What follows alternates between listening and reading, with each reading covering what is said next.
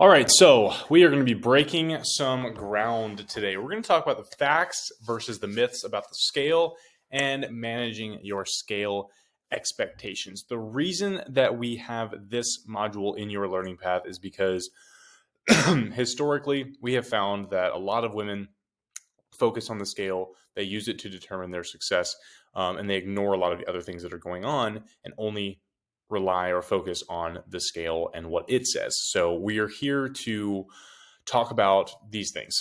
Why this is important, why it's important to know about the scale and manage your expectations. What are the factors that determine overall success, and what does the scale measure versus what does it not measure? What causes the scale to rise and fall, how to manage your expectations and reactions to scale fluctuations, and then some common mistakes and pitfalls that we see a lot. So why this is important in the first place. Like I mentioned, women use the scale to determine their success in weight loss and health. That is just a fact. There's a lot of focus on the scale. We always talk about, I want to lose weight. I want the scale to go down. The scale needs to budge, blah, blah, blah, blah, blah. We talk a lot about that, using a lot of that language around the scale. But unfortunately, a lot of women determine also how they feel about themselves based on the scale too. If the scale goes up, you feel bad about yourself. You failed. You're a fuck up. Those types of things. If the scale goes down, then you feel really good about yourself, and you're like, "Oh my god, I'm succeeding. I'm doing awesome." So we'll talk about what those things actually mean. The scale only serves one function, and to determine your entire self-worth based on one single measurement is literally setting yourself up for failure. If you're putting all of your chips in this one basket, if you're all of your eggs in this one basket, then you're setting up yourself for failure, because it's not always going to go your way. So knowing when to use the scale and what to use it for can help expedite your overall success and health in fat loss. Okay. So what are the actual factors that determine overall success? The first one is strength and performance, right? Are you getting stronger? And are you getting better at your workouts? Are you able to do the same workout with less struggle? Do you feel stronger, right? Are you firming? Are you like noticing those things? When you go into the gym, do you feel excited about being there, right? Like, do you have energy going into your workout? Is your performance better? Those types of things. All right. How's your energy and hormone balance? Have your energy crashes gone away or stopped completely? Do you have a regular period, if that's applicable to you? Do you feel energized in the morning and then tired at night? Are we having that normal circadian rhythm? These are other things that you want to ask yourself when you're determining success. Is my strength and performance going up? Is my energy and hormone balance? Also, am I losing maybe inches in body fat? Do I notice a difference in my progress pictures? Are your clothes fitting better? Are they getting too big maybe? And is your waistband getting looser? Ask these questions regardless of what the scale says. Another thing too, regardless of what the scale says, do you have less pain and discomfort in everyday life? Can you live comfortably? Can you move around without feeling pain? Can you complete everyday tasks like lifting something off of a shelf or getting out of a chair? Those types of things without pain. All right. Another one too, is your appetite increasing? This should be happening if your metabolism is getting faster, right? Body starts functioning normally. It should start craving food and start craving that energy, because the more energy your body is using, the more signals it's going to give you that it wants more energy and more food. So are you feeling hungrier? Are you starting to crave more snacks throughout the day and more food? And then another one too is sleep and digestion regulation. Are you sleeping more soundly? Are you waking up less throughout the night? Are you pooping regularly? Are you experiencing less bloat? Those types of things, right? Ask yourself these questions, and that will help you determine success as well. Number 7, do you have a better mood and outlook? Do you feel overall happier and more confident? Do you look forward to the day? Exercise has been proven to work as well, if not better, than antidepressants to treat mild to moderate depression and anxiety. Okay, so you will feel just better overall from consistent exercise. Okay, and then the last one is the scale weight. This is what 1 through 7. If 1 through 7 are happening, and all the answers to these questions are yes, then you will lose weight over time on the scale. Okay, but there's a reason it's listed last, because if your scale weight is dropping, but the answer is no to these questions, you are in bad territory. Okay, so the answer to all these questions should be yes. And then is the scale going down?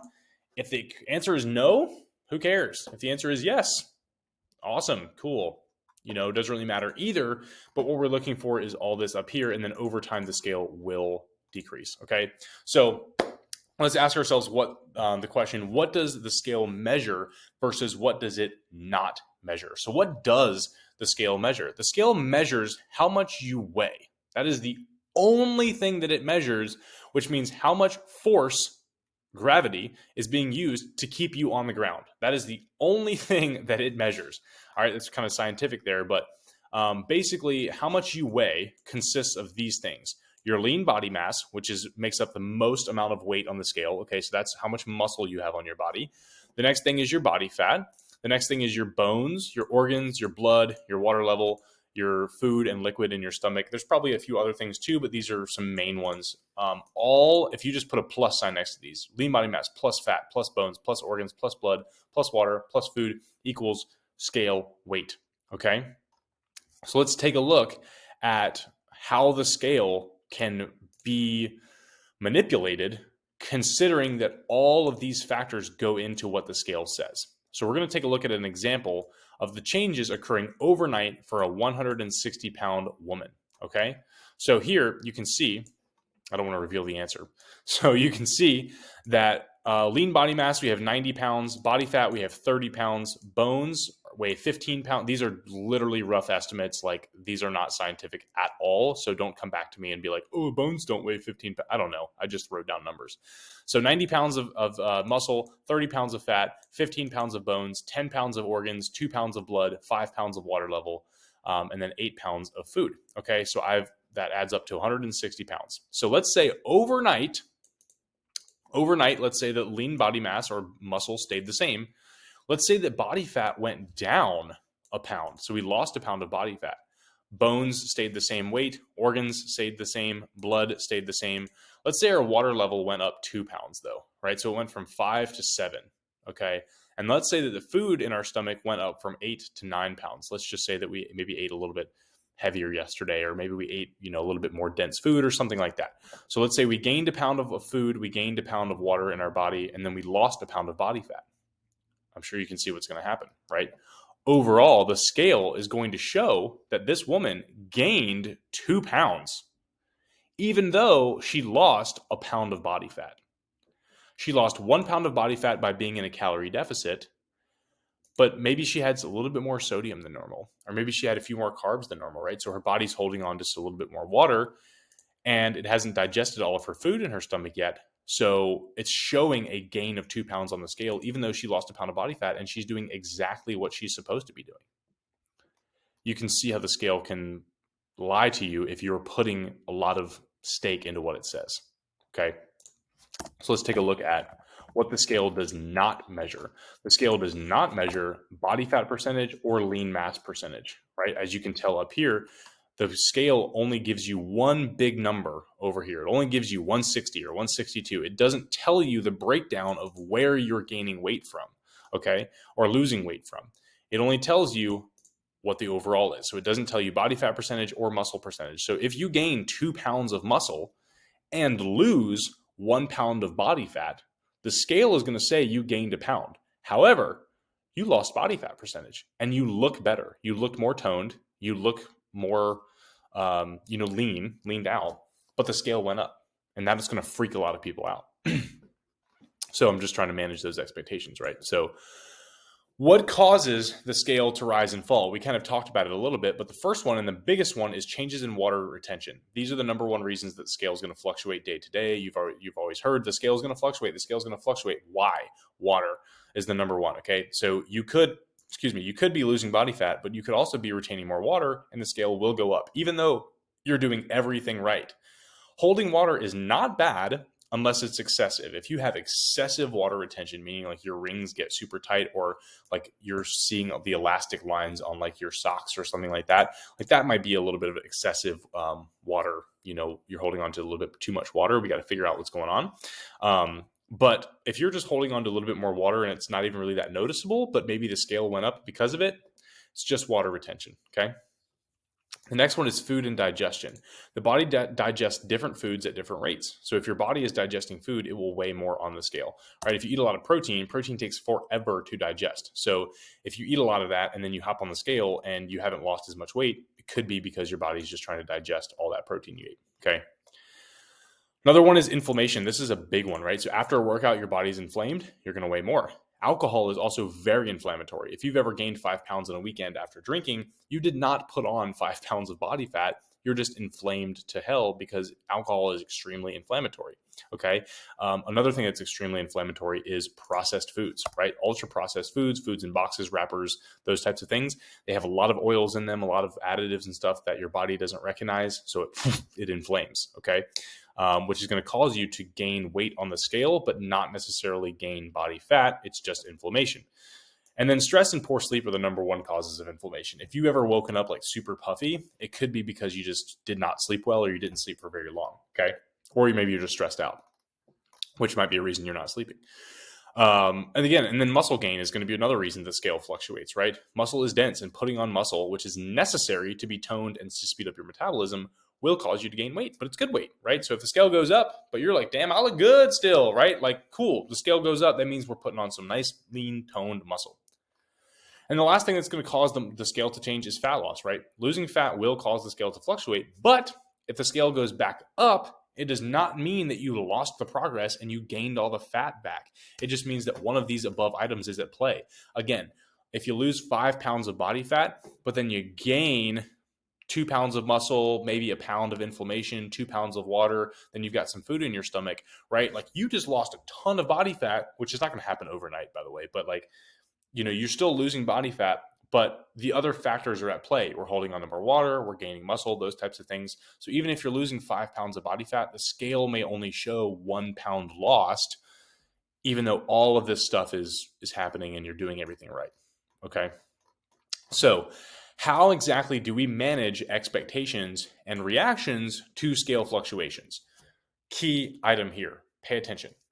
When the scale goes up, say this, you step on the scale and it went up from what it was last time. Okay, the scale went up. This means there's a lot of things going on inside my body right now that are causing my weight to change. I know that consistency and action will bring me to my goal, and the scale is a tool to measure the functions that my body is doing at this moment in time. Don't put stake into the scale going up, and also don't put stake into the scale going down. When the scale goes down, say something very similar. Okay, the scale went down. This means there's a lot of things going on inside my body right now. Consistency and action will bring me to my goal. Fluctuations are normal because my body is consistently doing things that cause the scale to change from day to day. We are removing a lot of the emotion from the scale moving up or down from a day-to-day basis. You do not, again, if you put a lot of stake into the scale going down, it's going to be twice as bad when the scale inevitably goes back up. Okay, that's one of our common mistakes as well.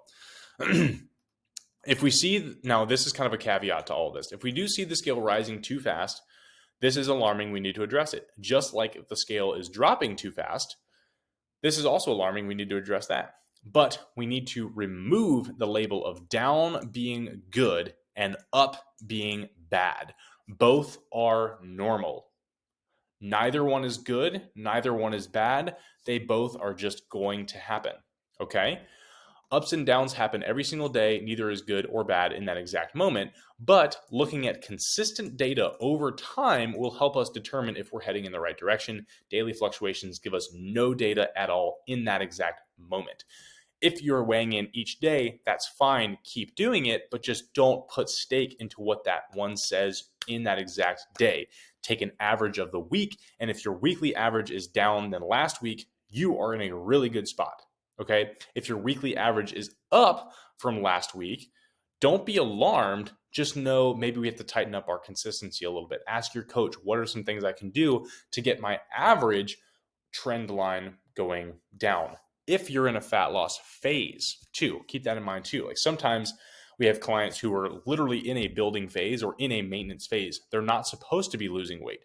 Their weight is supposed to be staying even on the scale or maybe even creeping up a little bit. Maybe I want you to gain 1, 2, maybe even 3 pounds because that means you're feeding your body enough to gain muscle, right? There's another module on all this. So sometimes we don't even want the scale to be going down. So again, remove emotion. Scale going up, cool, whatever, it happens. Scale going down, cool, whatever, it happens. Get rid of the down is good, up is bad, okay? But lastly here are just some common mistakes and pitfalls. Again, we just talked about this, celebrating when the scale drops. If you celebrate when the scale drops, it's going to make it way worse when the scale inevitably goes back up, right? We do want to celebrate our successes. If you lose 10 pounds over time, that is fantastic. We're going to be there to celebrate you, but I'm not going to celebrate you losing 1.5 pounds overnight. I could not care less, because I know that tomorrow you're probably going to gain another pound and you're going to go back up to where it was before, pretty much. So don't celebrate these day-to-day changes, and don't just get, so mad at the changes as well. Okay. Remove the day-to-day emotion. Using the scale as the only factor of success is another common mistake and pitfall. I've had clients before where you can beat it into them all day, like, hey, there's 8 other factors of success besides the scale. Let's focus there. And it's just still hell-bent on that. The scale is the only thing that they care about. They're ignoring all of this stuff over here. And those are the people who it's hard to just feel fulfilled, right? Because the scale is inevitably, it's going to change, it's going to fluctuate, right? So if that's the only thing you're using to determine your success, you're going to be disappointed time and time and time again. Use the other things as well. Another common mistake is attaching self-worth to the scale. When the scale goes up, I feel bad about myself. When the scale goes down, I feel good about myself, right? Remove the self-worth and scale. The scale is only a tool to tell you how much gravity is pulling you down right now. Nothing else. And then one of the last ones here is taking measures that fail at the other factors of success just to get the scale to drop. If you're doing unhealthy things and your sleep is suffering, your energy levels are suffering, your performance in the gym is suffering just because you want to get the scale to drop a little bit more, you're going to burn out so fast and you're going to gain all the weight back anyways. So it might as well just take it slow and controlled right now anyways, right? And then the last one is making changes if the scale rises and you get too uncomfortable. Stick it out, okay? We've had clients go through building phases where they gain 5 or 6 pounds, right? Normally, if they didn't have a coach, that would be a red flag and they would completely just stop. Alarms are going off, right? And we cut our calories, we go back to cardio, blah, blah, blah, all this shit. But those clients who stuck it out with us, and yes, they gained 6 pounds, but 4 of those pounds were muscle. And then after we cut their calories back down, we went into that fat loss phase at the right time. They were able to reveal all of that muscle they built, and maybe they lost 10 pounds from that gain. So they actually only lost 4 pounds total because they gained 6 and then lost 10. They only lost 4 pounds on the scale, but they lost like 6% body fat and they look like a totally different person. Okay. Stick it out. There's a plan and there's a reason for everything. Trust your coach, trust the process, and know that the scale is only one tool to measure your success. If you have any more questions about this or anything else to do with the scale or anything else that we've covered, please let me know. And I'd be more than happy to help you with it.